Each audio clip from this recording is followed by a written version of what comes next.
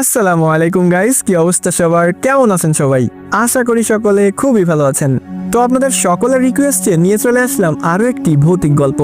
আশা করি গল্পটি আপনাদের কোনোভাবেই হতাশ করবে না। এটাকে শুধুমাত্র গল্প বললে ভুল হবে। এই গল্প শোনার পরে আপনি চলে যাবেন ভয়ের চূড়ান্ত পর্যায়ে। তো আর দেরি কিসের? আর কথা না বাড়িয়ে চলুন ঘুরে আসা যাক ভয়, রোমাঞ্চকর এবং রহস্যের দুনিয়া থেকে।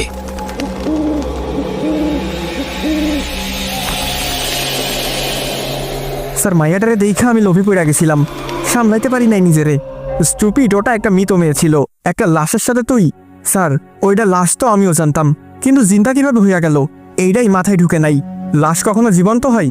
পুলিশের সাথে ভাওতাবাজি করস? কসম কইরা কইতাছি স্যার, ঢাকার বাইরে যাবার পর একটা বিলের উপর অ্যাম্বুলেন্স দাঁড় করাইছিলাম। আমি মানুষের মুখে এতদিন শুনছি অ্যাম্বুলেন্সের ড্রাইভারগো লগে বহু কিছু ঘটে। ওগো কথা হই না আমার খালি হাসি পাইতো, ঠিক আপনার মতো। আমার লগে এরকম ভৌতিক কিছু এর আগে কখনো ঘটে নাই, তাই এইগুলা পাত্তাও দিতাম না। কিন্তু স্যার, ওই দিন মুতার জন্য আমি গাড়ি খাড়া করছিলাম, তখনই আমার হেল্পার কইল, ওস্তাদ আপনি তো এই লাইনে নতুন, সবে মাত্র 2 মাস হইল গাড়ি চালান, কখনো কোনো মরা মায়াগো লাগে মজা নিছেন? আমি তো বহুবার নিছি, লন আজকে আপনারাও মজা দিমু। হেল্পারের কথা হই না স্যার, আমারও কুমতলব জায়গা উঠছে। আমি খাড়াই খাড়াই দেখতেছিলাম হেল্পার অ্যাম্বুলেন্সের দরজা খুইলা ভেতরে ঢুকছে। আমি রাস্তার কিনারা থেকে অ্যাম্বুলেন্সের পিছনে এসে খাড়াইছি।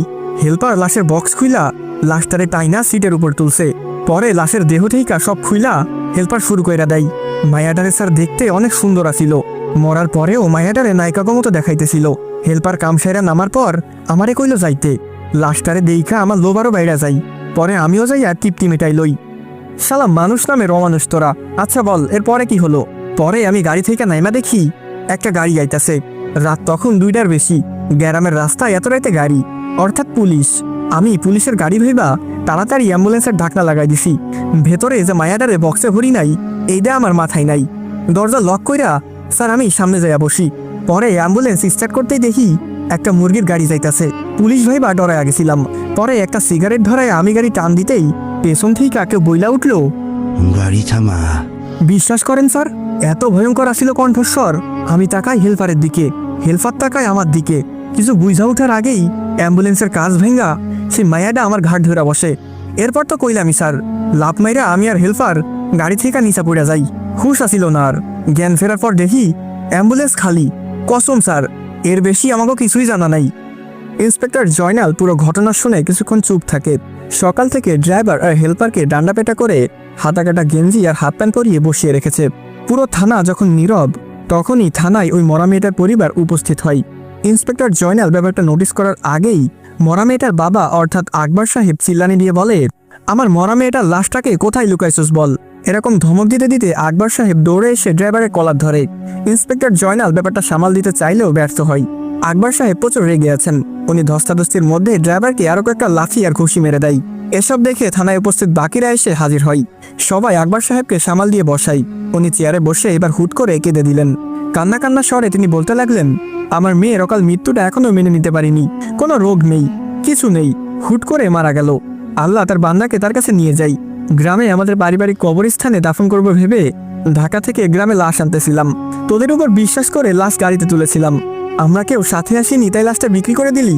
কত টাকা লাগবে তোদের বল আমাকে, আমি দিতে রাজি। তবুও বল, আমার মেয়ের লাশটাকে কোথায় রেখেছিস? আকবর সাহেবের কান্না দেখে ড্রাইভারও নিজের মন খারাপ করে নেয়। ইন্সপেক্টর জয়নাল তখন মনে মনে বলে, দেখ ড্রাইভারের অভিনয়, আকবর সাহেব যদি জানে এই দুইটা তার মেয়ের সাথে কি করেছে, তবে কোর্টে তোলার সুযোগ দিবে না, এখানেই গুলি করবে। মরাবাড়ির মতো থানায় কান্নার বাজনা দেখা যায়। লকআপের অনেক কয়েদিও কান্না শুরু করে দিল। ইন্সপেক্টর জয়নাল এসব দেখে আকবর সাহেবকে বললেন, দেখুন সাহেব, অ্যাম্বুলেন্স অ্যাক্সিডেন্ট হয়েছে, ড্রাইভারের হেল্পারের আর গাড়িরও প্রচুর ক্ষতি হয়েছে। আমি বিষয়টা তদন্ত চালাচ্ছি। এই দুইটাকে তো আমি ঝুলাচ্ছি, আপনার মেয়ের লাশ বের করে আমি জানাবো আপনাকে। এরকম নানান টপিক আর যুক্তি বোঝানোর পর আকবর সাহেব মাতে রাজি হন। উনি থানা থেকে পরিবার নিয়ে বাড়িতে চলে যান। ইন্সপেক্টর জয়নাল ড্রাইভার আর হেল্পারকে লকআপে ঢুকিয়ে দিল। এরপর করিমকে বলে, আমার জন্য এক কাপ চা নিয়ে আসুন আমার কেবিনে। করিমকে চায়ের নির্দেশ দিয়ে জয়নাল সাহেব চলে যান নিজের কেবিনে। করিম কিছুক্ষণ সময় নিয়ে চা বানিয়ে চলে গেলেন জয়নাল সাহেবের কাছে। টেবিলে চা রেখে করিম চলে আসবে, তখনই পেছন থেকে জয়নাল ডাক দিয়ে বলল, আপনার কি মনে হয় ড্রাইভার আর হেল্পার সত্য বলছে? সত্যি কি অ্যাক্সিডেন্ট হওয়ার পর লাশ গায়েব হয়েছে? আর লাশটি কিভাবে জীবন্ত হয়? এসব বানোয়ারি মনে হচ্ছে না আপনার? করিম সাহেব জয়নালের কথা শুনে থমকে দাঁড়াই। এরপর পা ঘুরিয়ে পেছনে তাকালেন। জয়নাল সাহেবের একটু কাছে এসে করিম ফিসফিস করে বলল, স্যার ওই রাস্তাটা ভালো না। কখনো নিজের চোখে দেখিনি ঠিক, কিন্তু অনেক শুনেছি ওই রাস্তার ব্যাপারে। করিম সাহেবের চোখে ভয় আর আশ্চর্যজনক কথা শুনে জয়নাল সাহেব বললেন, কি শুনেছেন ওই রাস্তার ব্যাপারে? জয়নাল সাহেবের আগ্রহ দেখে করিম এবার একটা চেয়ার নিয়ে বসে। এরপর ধীর কণ্ঠে বলে, স্যার আমরা প্রশাসনের লোক, কথা বাহিরে গেলে লোকে হাসাহাসি করবে, কিন্তু সত্য এটাই যে এই রাস্তায় অনেক কিছু ঘটে। পুলিশে জয়েন হবার আগে শুনেছি এই রাস্তায় অনেক লাশ পাওয়া যেত। রাস্তাটা বিলের মাঝখান দিয়ে গেছে, দুই পাশে বিল আর মাঝে ফাঁকা রোড। ডান পাশে বিলের পর একটা হিন্দু গ্রাম আছে, মুসলিমও আছে, তবে হিন্দুর সংখ্যাই কম। আর ডান পাশে বিলের পর কিছু ঘন গাছপালা, এরপর একটা ছোট নদী। আগে হিন্দুরা ওই নদীর কিনারায় লাশ পোড়াতো। শ্মশানঘাট আগে থাকলেও এখন হিন্দুরা ওখানে লাশ পোড়ায় না। শ্মশানঘাটটা এখন পরিত্যক্ত। এর পিছনেও কারণ আছে। শ্মশানঘাটে যাওয়ার সময় হুটহাট হিন্দুরা কিছু লাশ খুঁজে পেত।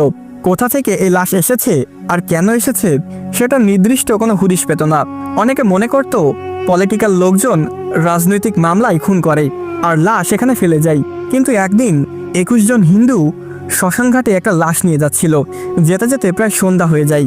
ওনারা ওনাদের সংস্কৃতি অনুযায়ী লাশ পুড়িয়ে আসার সময় দেখে এক ভয়ঙ্কর ঘটনা। এইমাত্র যে লাশ পুড়িয়ে এসেছে সেই লাশটা তাদের আসার পথে দাঁড়িয়ে আছে। লাশের সেই বিভস্ত্র চেহারা দেখে ভয়ে এক একজন এক একদিকে পালাই। সেই স্থান থেকে ফিরে আসতে পারে মাত্র 12 জন, বাকি 9 জন ফিরে আসেনি। এলাকায় এসে তারা ব্যাপারটা সবাইকে জানায়। কেউ ভয়ে আর সেই দিন রাতে আসেনি। কিন্তু সকালে যখন ওই 9 জন ব্যক্তিকে খুঁজতে আসা হয় তখন শ্মশানঘাটে তাদের মরদেহ পাওয়া যায়। প্রতিটা মানুষের মাথা ছিল কাদার উপর, সবার গায়ে ছিল অসংখ্য কামড়ের দাগ। টুকরো টুকরো মাংস ছিঁড়ে খেয়েছে সে। তখন থেকেই পরিত্যক্ত সেই শ্মশান। কিন্তু ঘটনা নাকি থামেনি। কয়েকদিন পর পর ওখানে লাশ পাওয়া যায়, যাদের কেউ চিনে না, পুলিশকেও ইনফর্ম করে না, যেহেতু এটা ভৌতিক মামলা। স্যার আপনি ঠিক আছেন? হুট করে লাফ মেরে ওঠে ইন্সপেক্টর জয়নাল সাহেব। গায়ের লোম দাঁড়িয়ে গেছে ওনার। যতই বুঝাতে যাচ্ছেন তিনি ভয় পায়নি, কিন্তু করিম সাহেব ঠিকই ধরে ফেলেছে।